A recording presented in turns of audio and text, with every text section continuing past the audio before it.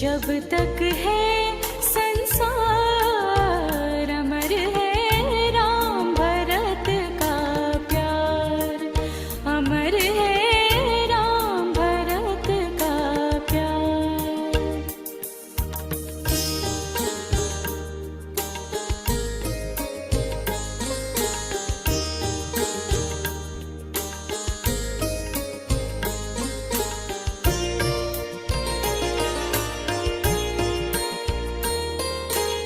सुना भरत ने हुआ राम को जैसे ही वनवास, दौड़े दौड़े पहुँच गए वो वन में राम के पास। राम के बदले न था भरत को राजपाट स्वीकार, अमर है राम भरत का प्यार, अमर है राम भरत का प्यार।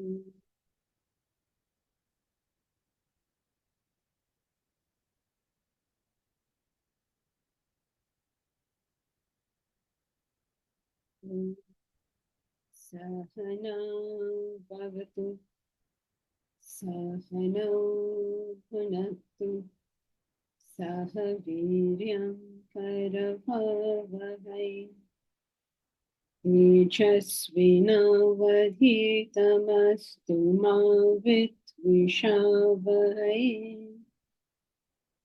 ॐ शान्ति शान्ति शान्ति।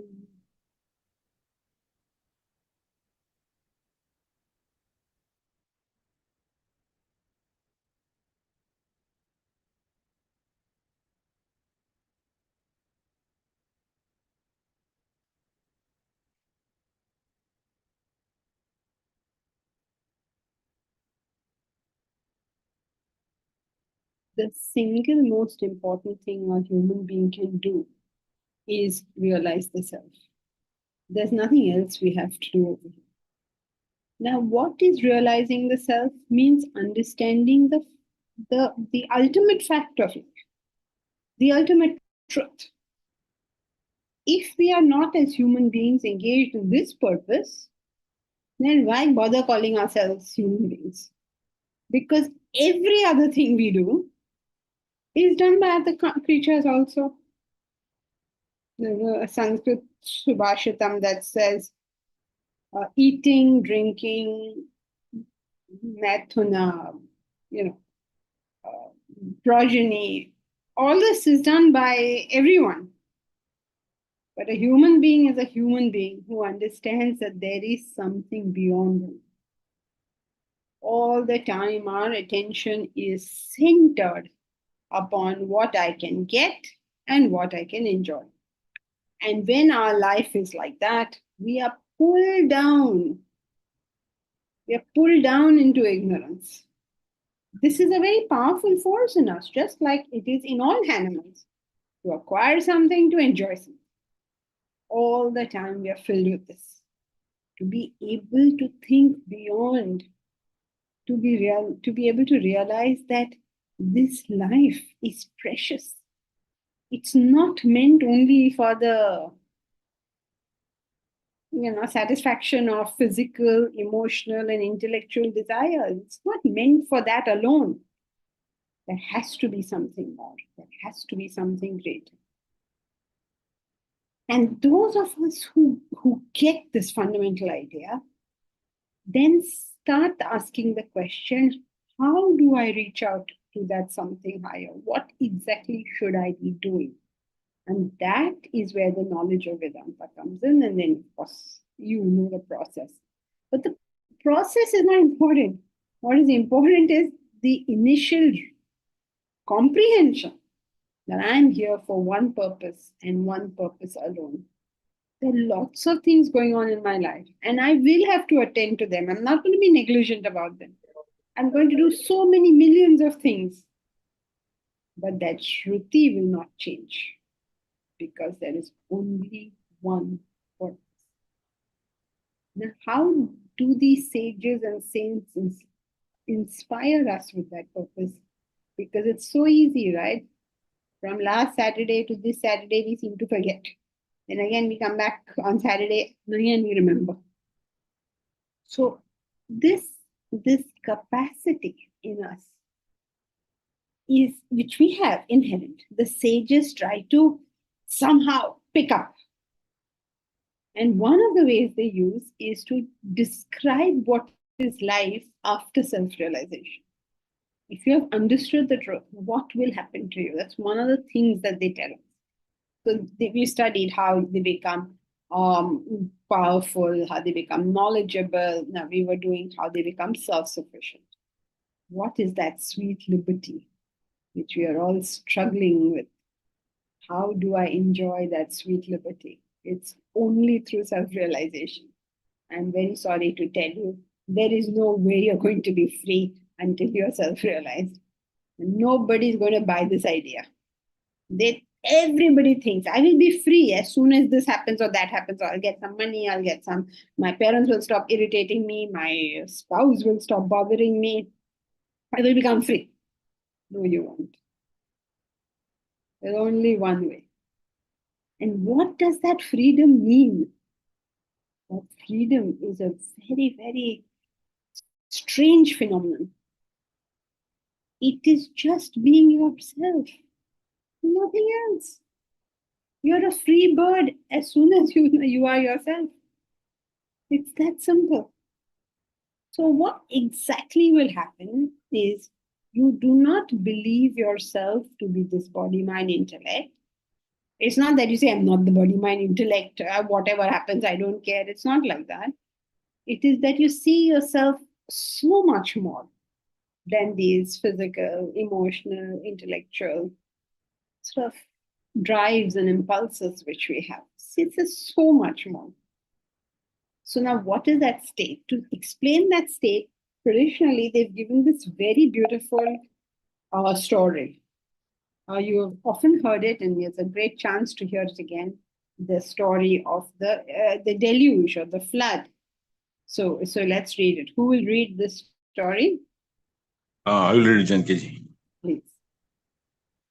A village was submerged in a deluge. A man managed to climb a tree and cling on to one of its branches. The bird was also perched on a neighboring branch. Terrestrial floods continue to flow below. Both man and bird were resting on the branches, but their status were different.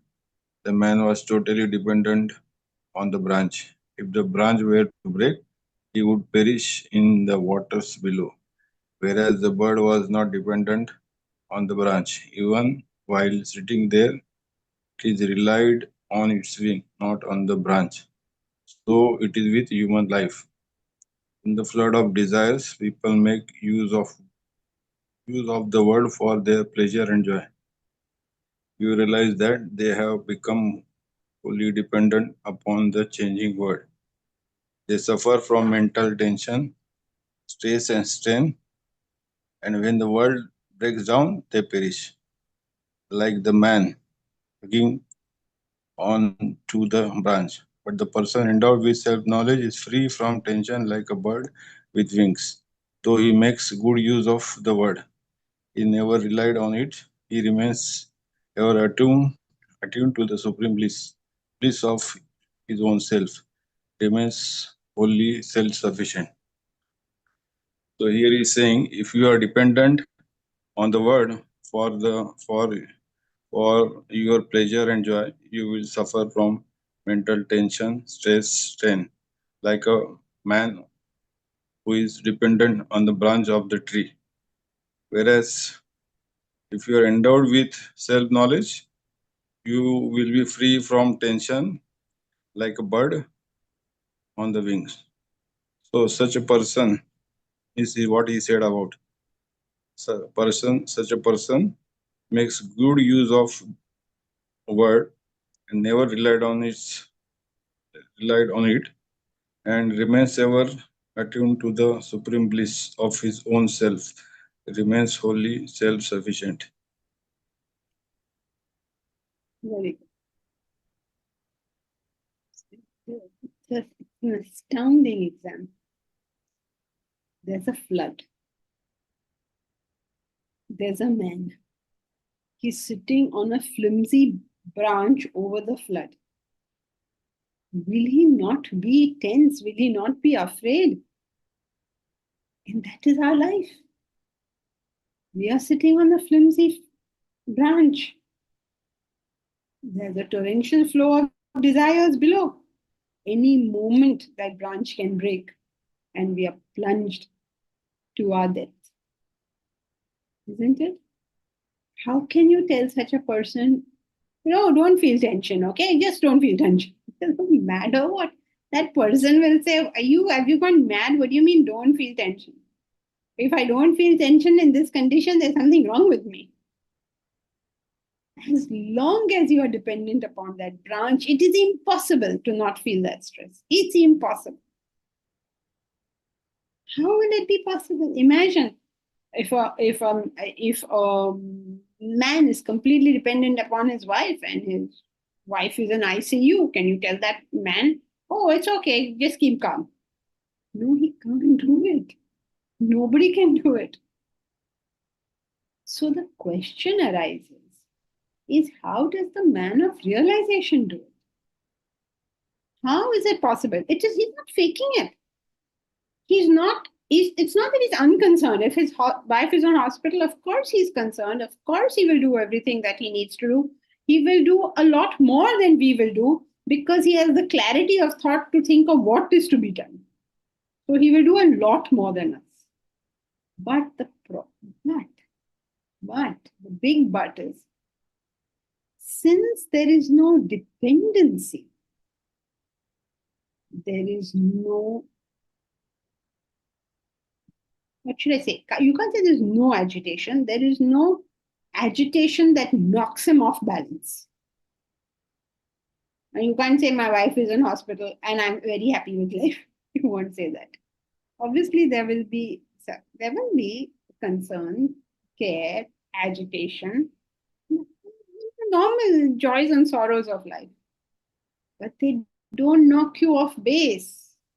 It's not that you can't think anymore because you're so upset with things. So how does he have that? Because his dependence is not on that branch, but on the wings, like the bird. The bird is sitting on that branch as well. The branch is flimsy. It's flimsy for the man, it's flimsy for the bird. The man is all tense because it's flimsy. And every time that thing shakes even a little bit, the man is going through horripilation. He's terrified. But when the branch swings, what does the bird do? He sings. He'll be doing singing. Nice jhula he has got. He knows that if this branch breaks any time, it's okay, he just flies off. That is the kind of freedom that we should aspire to. It doesn't matter what comes or what goes. Your reliance is not on that. Please understand this carefully, okay? It's not that you become indifferent. It's not that you become negligent. Think of Krishna. Is he indifferent? Is he negligent? Does he not do everything and more? He will do things that we will not do. So whenever you feel, such a dull, boring person, bring up Krishna's picture. A philosopher who comes dancing and singing. He handles the war as well as he handles the gopis. He has no problem in either condition. Some people have a problem in this condition and some people have a problem in that condition. He is okay with both. Deep Raj, how does the self realize has agitation? It doesn't make sense. How can one be agitated by a dream? Don't try to understand the self realized person, as you have heard a million times. But just as if you were to take a hot, like a burning piece of wood near his hand, will you not feel that heat? The body sensations will continue, right? Similarly, at the mental level, the sensations will continue. The feeling good or the feeling bad or whatever. When the body, mind, intellect interact with the world has an effect on the body, mind, intellect. This is a natural phenomenon that will take place, right? Suppose you're near a self-realized man and you start singing in a way that nobody can bear to listen. He will not say what beautiful music. He can tell the difference between the two, right? So the body, mind, intellect relate and experience the world. The difference is he doesn't think that whatever is happening to the body, mind, intellect is happening to him.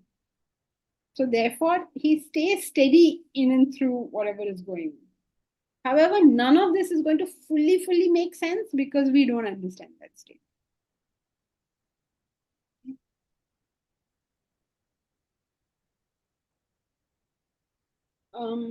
Right. So what is his self-sufficiency? It is like the bird on that branch. The shaking of the branch does not grip his heart with fear, for the simple reason that he is not dependent on the branch.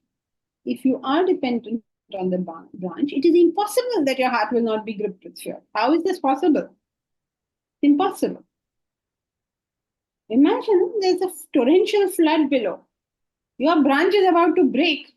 Are you going to sit in meditation then? You're going to be terrified. And rightly so. If you're not terrified, you must be insane.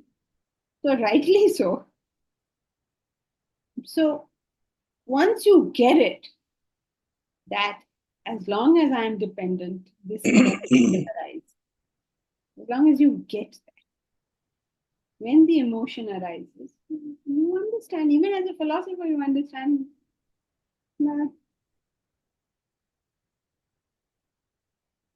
That's the way it is.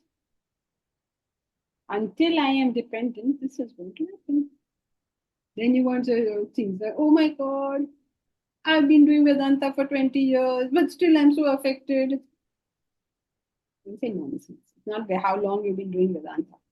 If you have still got identification with your body, mind, intellect, the variances there have to affect you.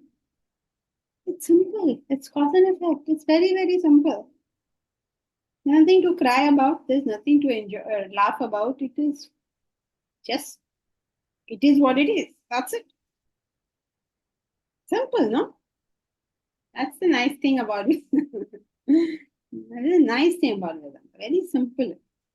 If any identification is there, this kind of reaction will be there. Do I have identification? Yes. Will the reaction be there? Yes. Okay, next point. It's quite, it's not like, Deepraj, you're saying this is difficult. Your mathematics is difficult. This is all easy stuff. Simple. Any identification, reaction will be there. Simple. It will be the easiest subject to give exams in, no? Nothing you have to remember also.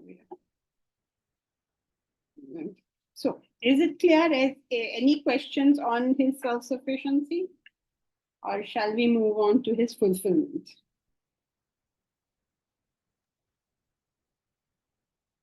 Janki ji, Go ahead. this man, shall I say?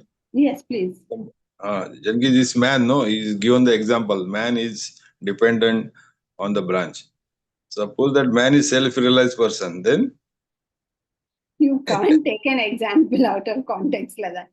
The self-realized person will not be agitated because he is not dependent on his body mind intellect. How will he be agitated? The only reason that we have fear of death is because of our association with the physical body. If you have no association with the physical body, how can you be frightened of death? It's not possible. It's very simple.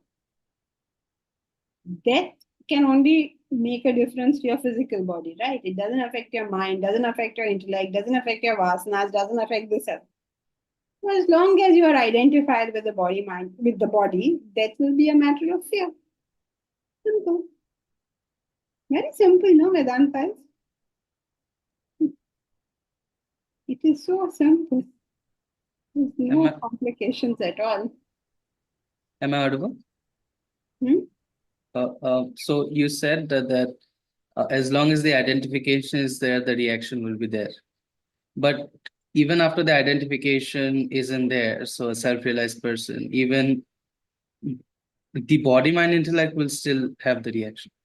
That's right. But you will not be affected.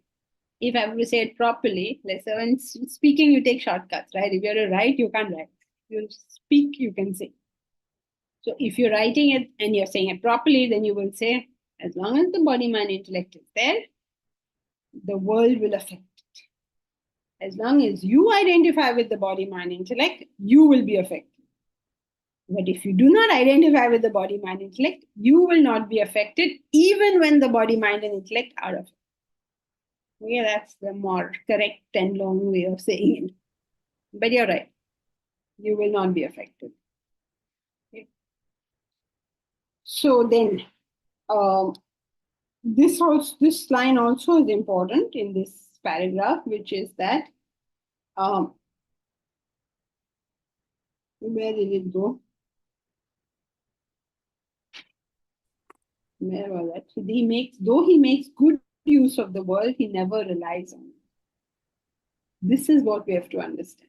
Though he makes good use of the world, he never relies on it. What is good use of the world? That means he uses the world for any productive purpose. And he can use the various facets of this world to achieve good ends. He knows, for instance, how to get money from the world, or how to get proper emotional relationships in the world, or how to get knowledge from the world, or how to make a better community, or whatever it is that he decides to do. He can more than, for example, Krishna. When you're writing your notes, you just put, for example, Krishna. He can handle the whole story. He has no problems. Rama also. He can also handle the whole story. If there's a Rakshasa, he knows what to do about the Rakshasa. If there is a Dharma Sankat, he knows what to do about the Dharma Sankat. He had a terrible Dharma Sankat, remember? So many Dharma Sankats he's got. But he knows how to wind his way to life. Life is full of complications, but they know what to do with these various complications. It's not black and white like we seem to think. This is good, this is bad. No, life is not like that. There are all these shades of gray floating around. And many times you have to choose you just have to choose the lesser of the two evils. That's what the position is. So you just do that. It's called objectivity. Bhargavi, you had a question? Yes, Janki ji. Just now you said that when body, mind, and intellect is affected, you are not affected for the self-realized person. That means the soul is not affected, right?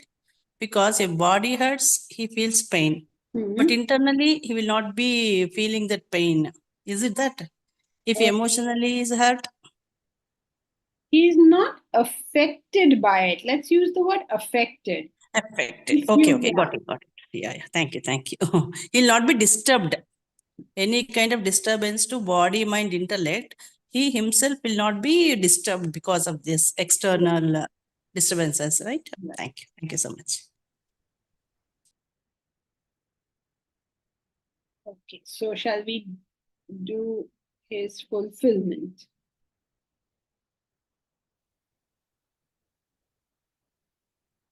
Okay, who will read his fulfillment?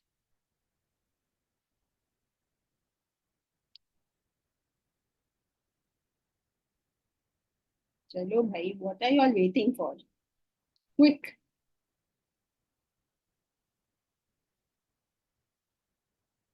I can read it. please. His fulfillment. The bliss of self-realization is infinite. A person who revels in that state of bliss remains absolutely fulfilled. The greatest happiness that the world can provide cannot enhance his bliss, nor can the deepest sorrow diminish it. That state of supreme fulfillment is inconceivable. It cannot be captured in words. So, since he has become the self, uh, which is infinite and has absolute bliss, no worldly pleasures or sorrows can enhance or diminish it. So he's completely fulfilled in that sense. Okay, very simple. He is a completely fulfilled person. Suppose you go to him and you say, shall I give you the Nobel Prize? He'll say, okay, if you want to. Suppose you tell him you've been given a Nobel Prize, but now we want to take it away from you. He'll say, okay, fine. Neither giving him one nor taking it away is making any difference in his life. Have you noticed? Suppose a child comes to you and the child tells you that, look, this is my camel. It's my favorite camel. I will give you my favorite camel. You know that 10 rupee, I don't know how much it costs nowadays. 10 rupee little camel. It's my favorite camel. I'll give it to you. What will you say? Okay, thank you. Then after some time, that child will miss his camel very much. They'll come to you and say, no, I want my camel back. Give the camel back. Has the giving of the camel, though the child thought it was the most wonderful thing you could have given, or the taking away of the camel, has it made any difference whatsoever in your life? The man of realization is like that in reference to all things. You bring him an apsara from the heavens. Say, here, we brought you the most beautiful wife. Say, thank you very much. Then, no, sorry, we made a mistake. We're taking it away. Okay, thank you very much. Both ways, I'm happy with life. It makes no difference to him, one way or the other. You say to the man of realization, what? Here, you take Prime Ministership of India. You say, okay, thank you very much. No, we don't want you, we want somebody else. You say, okay, thank you very much. कोई फर्क ही नहीं पड़ रहा. I mean, he appreciates the fact that you think you're giving him something valuable, but there is no way that he himself will. He is respecting the fact that you're giving him something that you think valuable. Just like if the child comes and gives you that little camel, you don't say, what a stupid camel, I don't want it. You say that. You say, oh, so beautiful. Thank you so much. I'm so happy you gave it to me. You're so sacrificial in giving it to me. All of which are true statements. But he is not affected by your giving or taking it away. That is his fulfillment. In the Gita, it's described as an ocean where millions and millions of tons of water come in and millions and millions of tons of water go out. Ocean remains the same. कोई फर्क ही नहीं पड़ता. Remember that beautiful shloka? Guru Rangri Padme Manaschayana Lagnam. Tatakim, tatakim, tatakim, tatakim. Tatakim means so what? You have the best reputation in the world. Tatakim. Everybody thinks you're the world's greatest person. Tatakim. Tatakim means so what? If you have not realized the self, or if you're not dedicated to the feet of the Guru, which means dedicated to self-realization, Tatakim. What of it? All this that you have got and all this that you have lost, what real difference do it actually make? When we are born, we are completely bald, right? Then our hair grows. Then we get attached to that hair. Then we learn how to make better and better hairstyles with that hair. Then the hair starts going gray. Then it makes us feel very bad. Then the hair starts falling off. There's no hair. Finally, you end up exactly where you started. Nice bald plate. And then in the end, also nice bald plate. All of us. Not just men and women, everybody, all of us. The hair came, the hair went. That's a kim. What real thing did you get and what real thing did you lose? And yet somehow that dead matter on our head matters a lot. Yes, Omkar. Sorry, Janki, I don't know how to raise the hand when I'm the presenter. But the question is when a person self-realizes, the pairs of opposites cease to exist. So the pleasure and pain which one feels in the mind ceases to exist. But at the body level, one does experience that, right? So If it exists at the level of the body, why would you say it doesn't exist at the level of the mind? yeah, so that's where the confusion is. So if I poke a self-realized person, he will feel pain somewhere. Where does that pain, where is that pain experienced? In the mind, right? Correct. So then what is ceasing to exist? He is feeling the pain. He will feel The word affectation seemed to work for Bhargavi. yeah. So The word affectation work for you? Take an example. conceptually, I understand that, but I still can't fathom that when I'm, let's say, hurting somebody who's self-realized, he is hurt at the physical level. Take an example. No, when Manat was a 3-year-old child, he and you both went to the doctor. The doctor prescribed for both of you an injection. Both of you had to take a shot. For Manit, that whole experience of taking a shot was one dramatic event that took place in his life. That same shot which you took, the physical pain of that injection going into your hand remains the same for both. But there was no drama involved. And don't say now, no, for me also there was equal drama as for Manit, because then I don't have an example to give you. Because many adults also suddenly then drama.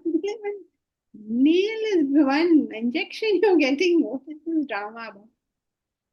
Janki ji, I will share my own example. Okay.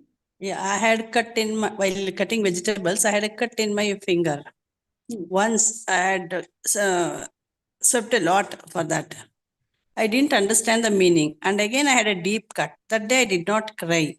Then I analyzed the situation. The first time I had some depression in my heart and mind. Something was bothering. I cried not because of the cut, because of something which was affecting me. And second time I was very happy, joyous mode. The cut did not bother. So that gave the clarity of the affectation. Yes, good. When you have a sense of fulfillment within, We don't feel that worldly agony to affect us. When we are fulfilled for ourselves, world will not bother us. When we are hurt inside, when we are disturbed inside, even the external factors matters a lot.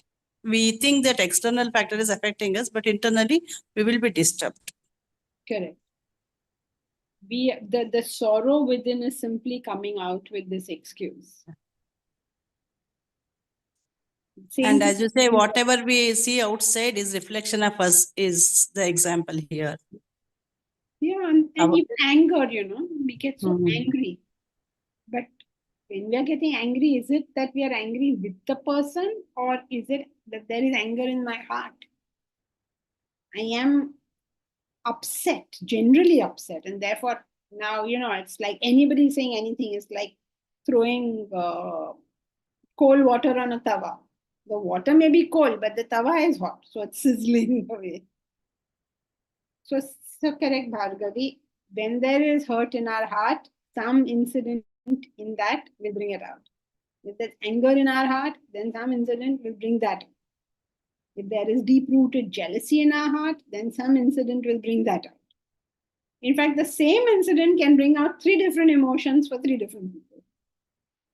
If there's feelings of inferiority in our heart, then everything brings out that feeling. So if you get a repeated emotion, maybe it's a good idea to find out why is that emotion there in my heart in the first place. Repeated, okay?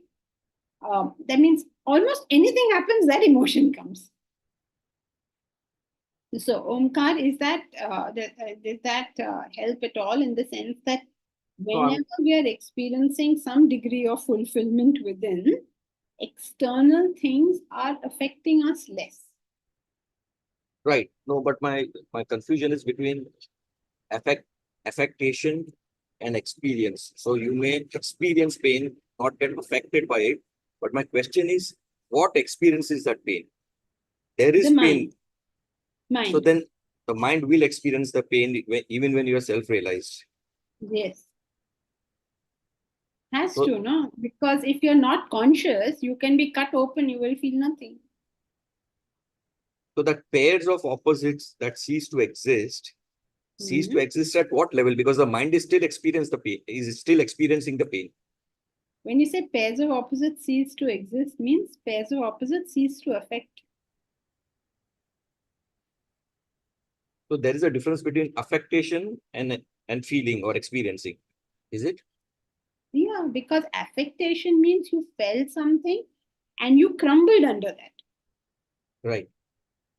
And if you merely feel it, well, you're feeling it, that's that. Emotionally will not be affected. Emotional reaction will not be there.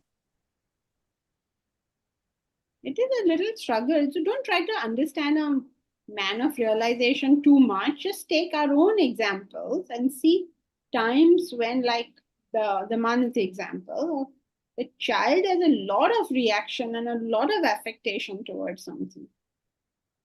Let us say Sheetal is going to her mother's house for a few days.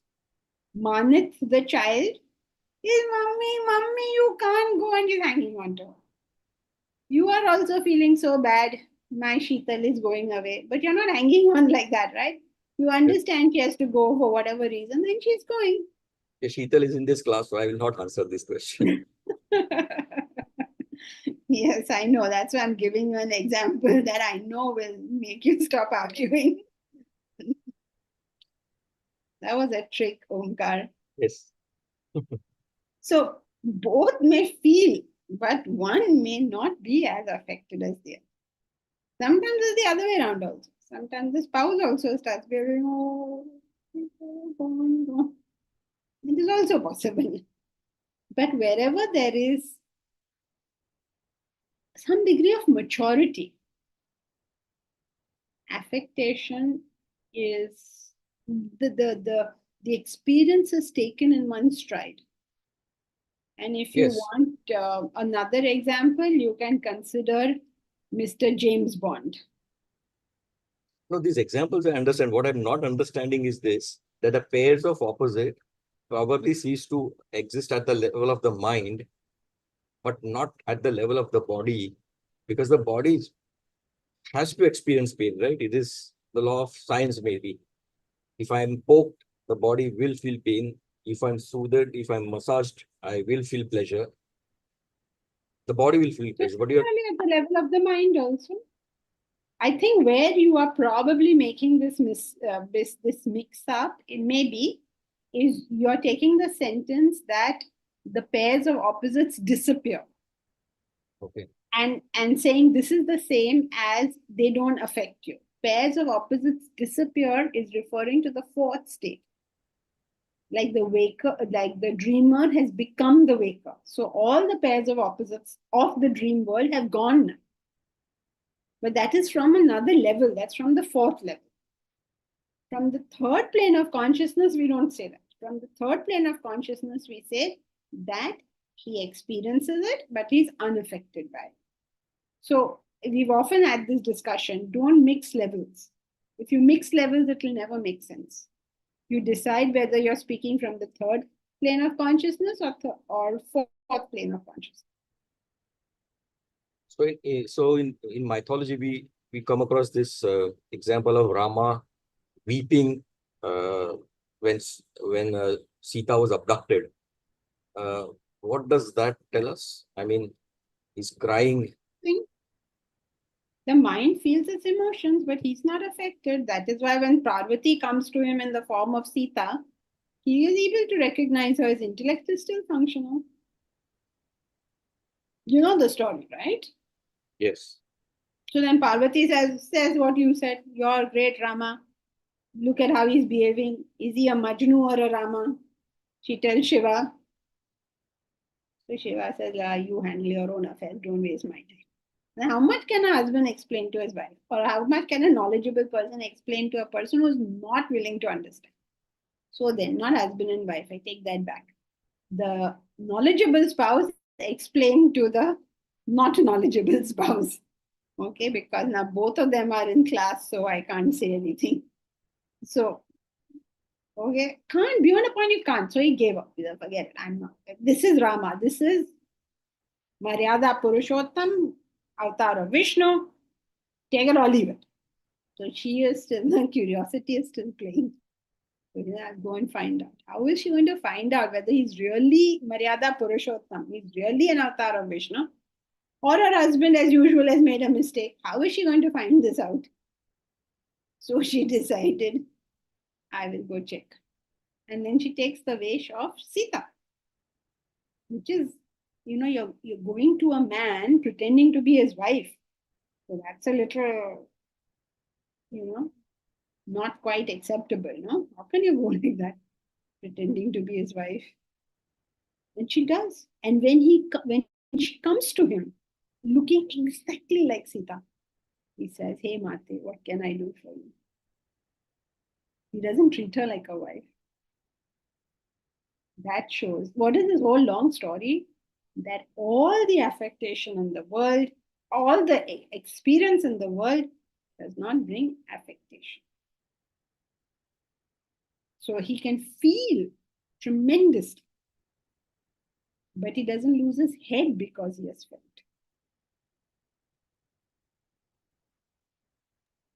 So can I say the mind will feel, but the intellect will be in place? Is that an easier way of? You can say that. That is a relative way of saying the same thing, yes. The intellect is not affected by the emotions of the mind. Yes, we can say that. Yes, Sheetal, I'm coming to you. You know, Omkar takes time, no? Yes. Yes. Oh, you're okay, Omkar? Yes, thank you. Yes. Yes, Sheetal. Yeah, so half of my answer you already answered, Janki ji. But I wanted to know that a self-realized person, how much ever intense the emotion may be, it can be felt, but he will not react. Like you said, how Manit will react with the injection incident and how Omkar will react. So it is felt very intensely, but there is no reaction outside. Correct? So Yeah, you may feel the pain, but you won't react aloud or what. You won't become impulsive because of it. Okay. Thank you. Deep Raj, maybe the example of the nail and the wooden stick tied by a thread will help. What's that? Or how the body, mind, intellect is affected by the world, which is the nail. It will be affected by the magnet, but the wooden stick, yeah. Oh, okay. Where did you get nail and wooden stick? Remember, we have a magnet. And we have a piece of wood also. Okay, we have always used the C thing, so I don't know how it converted to an I thing, but okay. Yes, correct. But the thing is, why people are struggling is because they're trying to understand how a man of realization will function, but we can't. That's the problem. But we can understand from our level that there are sometimes I have felt emotion, but I have been mature about it. And there are times I felt emotion, but I've not been very mature about it. So sometimes I felt emotion and turned impulsive. My intellect is not working. Sometimes I felt emotion, but I've been able to filter it. So we can do it, say 10-20% of the time, you can do it 100%. Jayashri, maybe you reason the hurt with your intellect, in the mind it dissolves.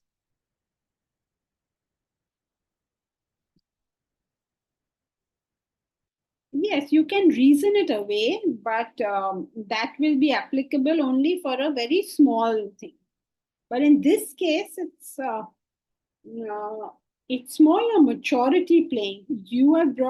What you're saying is correct, but that's one level lower. That you felt it and then you analyzed it and then it went away. So that's one level. A higher level means then eventually if you've done that enough, it becomes second nature. So then you feel it, you take a good drink of cold water and you continue with your life. You don't need to go through the whole process all over again. You realize that it's not worth the time. Then you feel it and then your maturity takes care of it. So slowly this grows in process in steps.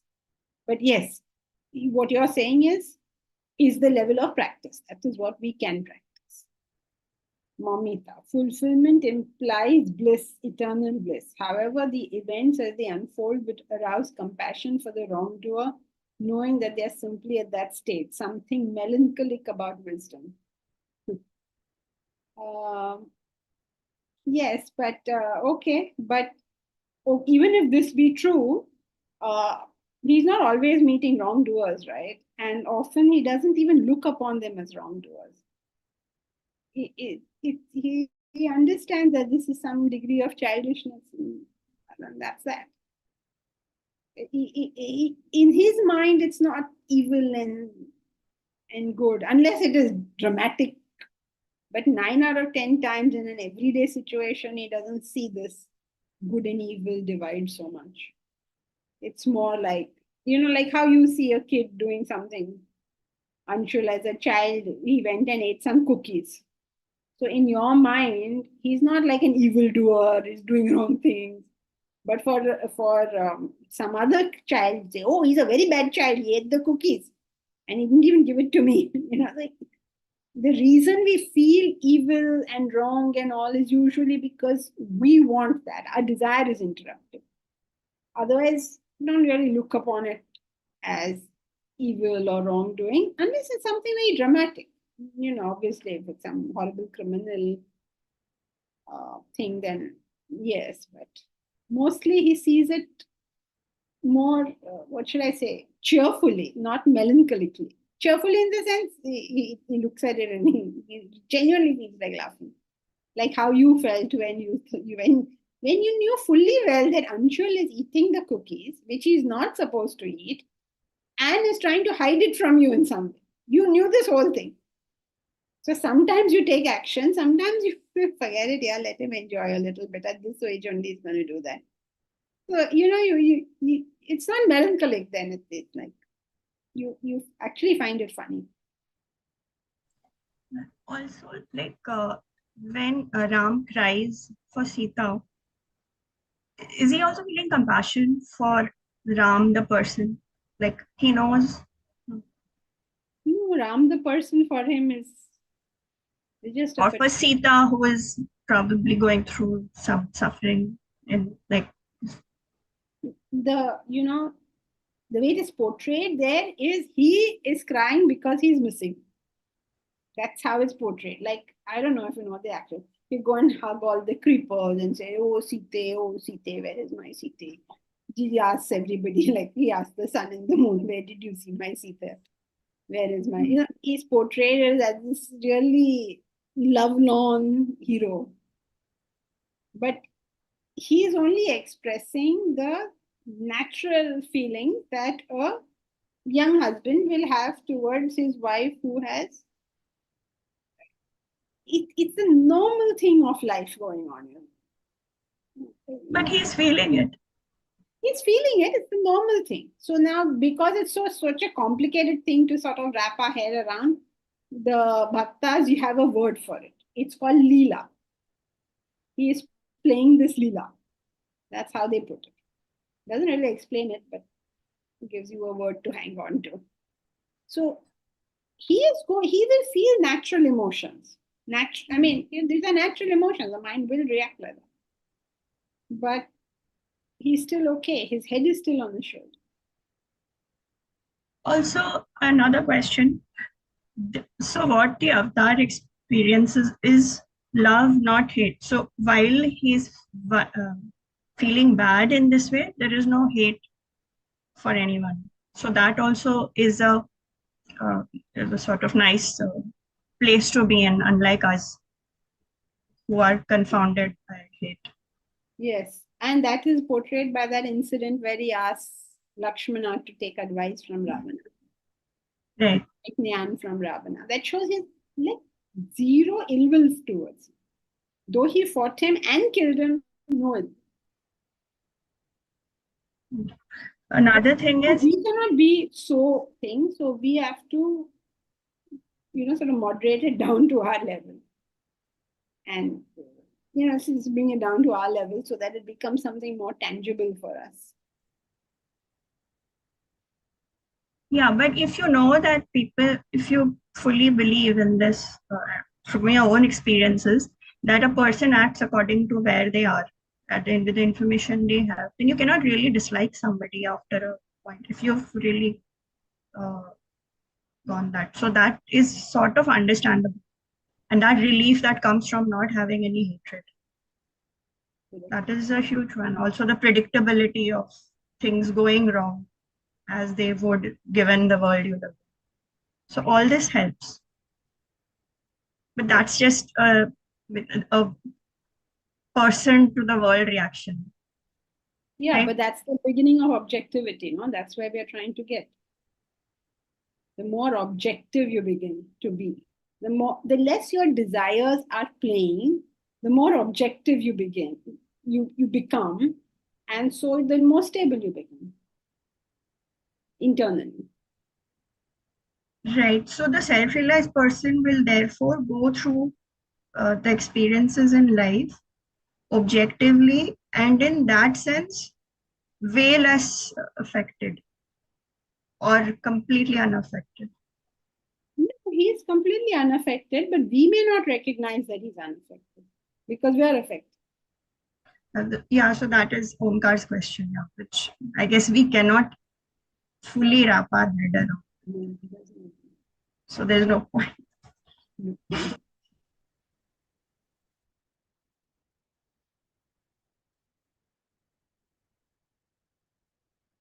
Okay, so he is completely fulfilled, and so nothing added to him adds to his joy, nothing removed from him decreases his joy.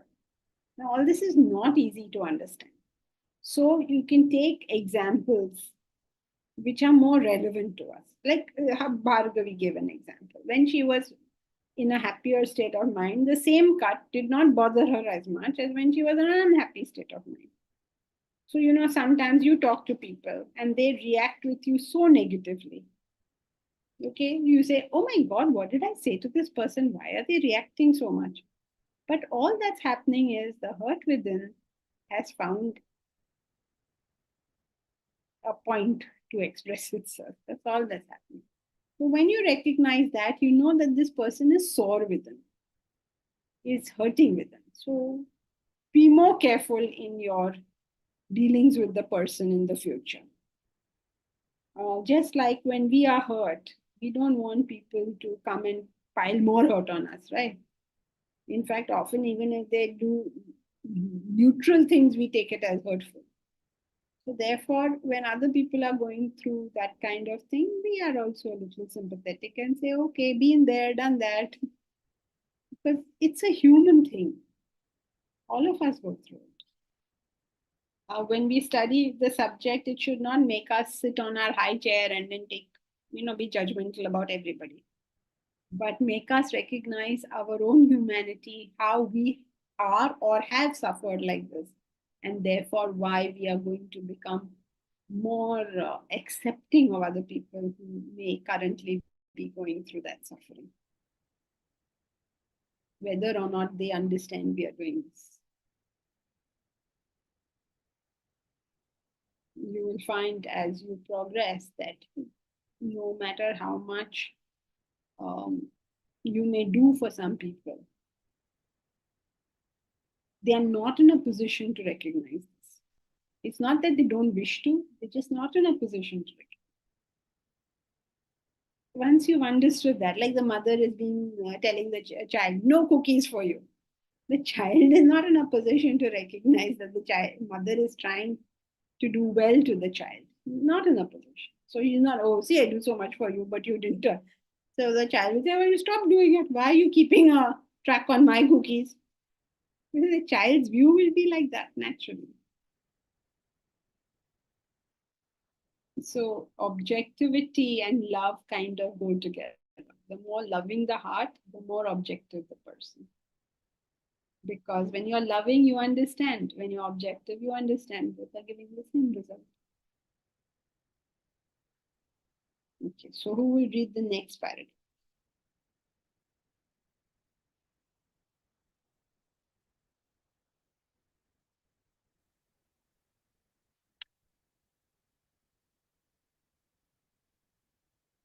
Not this, next.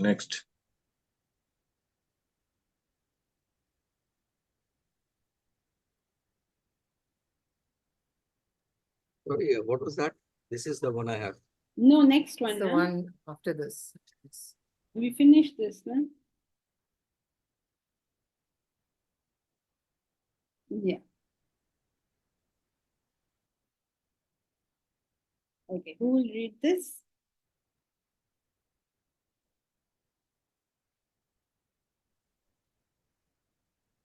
Hello?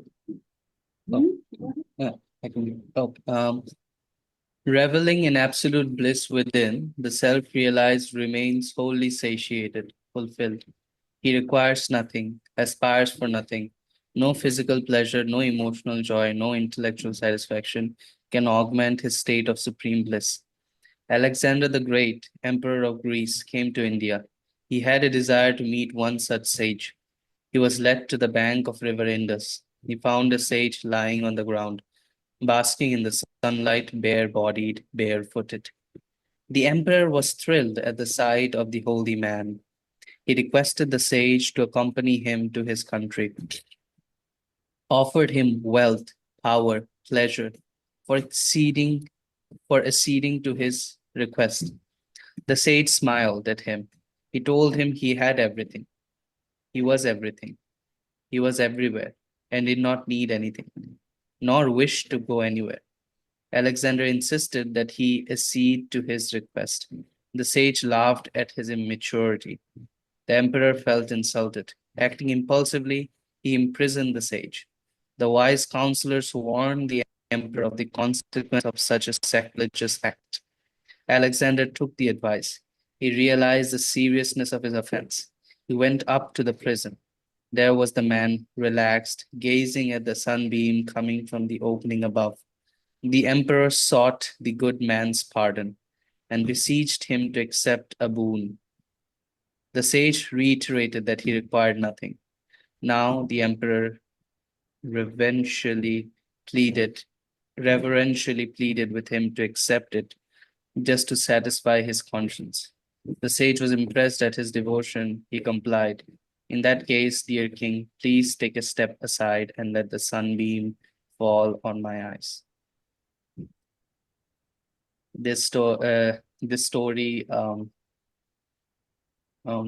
tells us about the fulfillment of a self-realized person. He doesn't need anything.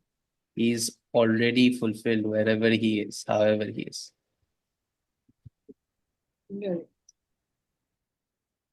Shows the helplessness of a fulfilled person. You sell a fulfilled person. You ask me for anything. The fulfilled person will scratch his head and say, "Now, ab main kya poochhu?" He doesn't know what to ask. It's like you've eaten your full meal. You're completely satisfied. And now somebody is offering you, "Ye kha lo, ye wo kha lo." Nahi chahiye mujhe now. How can I eat anymore? I don't know what example, but this is a beautiful example because it shows us helplessness. And he has the same emotion whether he's, lying on the ground outside in the open or he's thrown in some prison. Same emotion. And now that you have asked me, then okay, then let the sun fall on my face in that case if you want to give me something. I'm standing in the middle, I was enjoying the sunbeam. Now you're coming and standing in the middle. He has nothing against Alexander. He has nothing against being in the jail. Take me anywhere, put me anywhere. कोई फर्क ही नहीं पड़ रहा. Now you don't try it, please. कुछ फर्क ही नहीं पड़ रहा. Then Deepraj will say, "Oh, I didn't do well in my exams. कोई फर्क ही नहीं पड़ रहा." Not like that. नहीं, PhD आ नहीं रही है, कोई फर्क नहीं पड़ रहा. वैसे नहीं. Don't misunderstand. He is genuinely in a state of complete fulfillment. What does that even look like? How to explain? No way to explain. Okay, so that's it for today. We will continue next time. Hari Om. Thank you.